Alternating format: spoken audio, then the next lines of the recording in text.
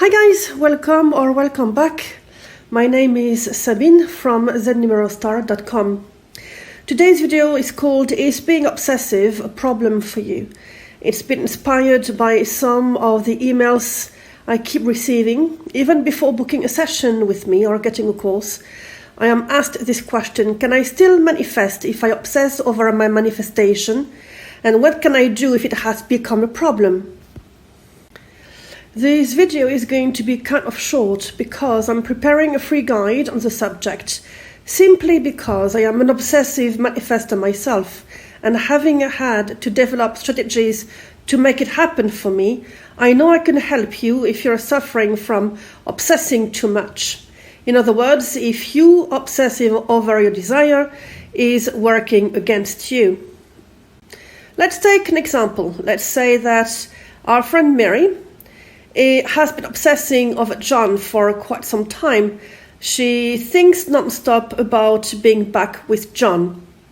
It's Monday morning. She gets up and she thinks about him. She takes a shower and she typically thinks about him. On her way to work, she thinks about him, wondering what he's doing, wondering if he's thinking about her, if he's moved on, and so on. Ouch. Now her thoughts are spiraling down and she arrives at work very upset and discouraged. As she says hello to her colleagues, she hears that the new colleague who just got married has spent the weekend away with her new hubby, and Mary's heart sinks. She remembers the last time she talked with John when John told her that he didn't want to see her again. Now she's wondering if she can manifest him back at all. She wants to cry and she goes to the ladies' room to breathe and relax. She feels a bit better, but she knows that today is going to be one of those days and she can't wait to get home already. See what Mary has done here? She thinks about John all the time, which could be a good thing. I mean, there's nothing wrong with that. In her scenario, though, the thoughts that she has regarding John are not working in her favor. And on top of it, she has also identified with what she hears with her new colleague and her hubby, something that doesn't even refer to her own story. Then she thought about the past with John, and she assumed things that she's not even sure of.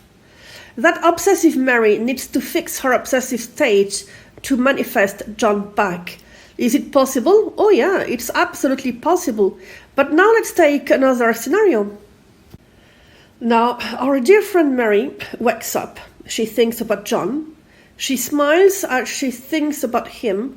She takes a shower and she dreams of taking a shower with him at a later time. Not analyzing if this scenario is likely to happen or not in the near future. On her way to work, she thinks about John and decides to believe that he's thinking about her, only because one of the affirmations that she's been working on for the last 2 weeks is that whenever she thinks about John, he thinks fondly of her in return. At first it was hard for Mary to think that way, but because they had a similar conversation in the past, she has decided to lock that conversation and make it true even now. She's harming no one, so why not? Mary arrives at work and hears her colleague, the one who just got married, that she spent the weekend away with her new hubby. She takes that opportunity to imagine where her and John will go as a couple later in the year. Mary goes to the ladies' room to smile at her own reflection in the mirror, and she thinks to herself, well, John is lucky that I have chosen him to be my hubby. Obviously, you can tell the difference between the two scenarios, and yet the context is the same. In the first scenario, Mary is feeling overwhelmed, while in the second scenario, Mary has chosen a story and sticks to it no matter what. Now, here are 3 tips you can use to correct your obsessive state only if your state has become a problem. So if you find yourself in scenario number 1. Number 1, take a step back. When you feel that your obsession has become a problem, to the point sometimes that your thoughts work against you in your physical reality. One strategy that has helped me is to be true to myself and agree with myself that I'm not going too far and that it needs to stop. I typically take a step back by deciding not to think about my manifestation only for a few minutes. From a few minutes to an hour. From an hour to 2 hours. Now please don't make the same mistake I did at first, which was to force myself to stop thinking about something for 1 week. The more I was trying to suppress my thoughts, the more they were at the back of my mind, and I was feeling exhausted and very frustrated. Remember that when you are in the middle of an obsessive cycle, and I should add, of a negative cycle, of course, you are in a state of addiction. Ask someone who has an addiction to stop taking their fix for a week. They will laugh at your face. It is just impossible. And that's the way my obsessive manifestors feel when I ask them how difficult it would be for them to stop thinking non-stop about their SP when their thoughts are working against them. Well, what works for me is to fixate on something else that I enjoy, or that keeps me calm, or that makes me feel safe, or even skilled. That's why you see some people who are mourning, for instance, that throw themselves into work.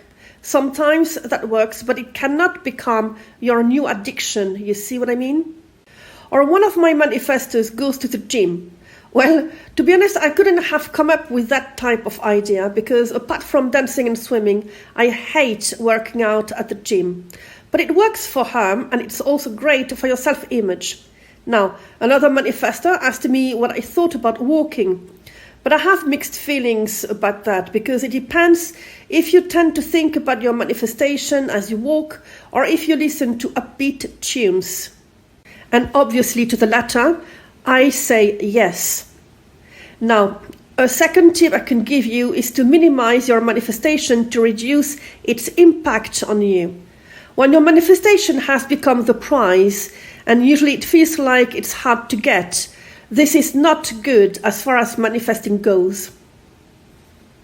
What has worked for me has been to imagine my desire inside an energetic bubble and mentally minimize the say bubble so that it's not in my face any longer.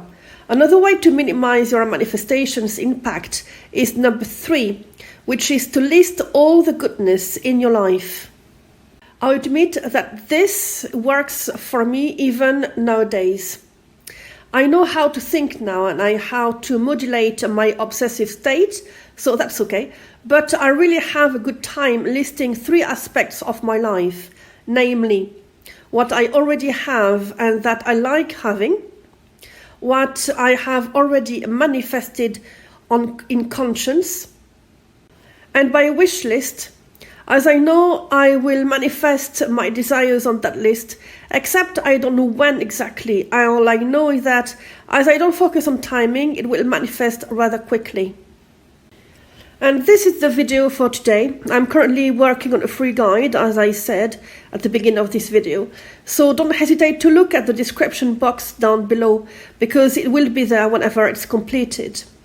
It will also be on my website with free access. In the meantime, remember something important. Even if you're obsessive, yes, you can manifest whatever and whoever you want.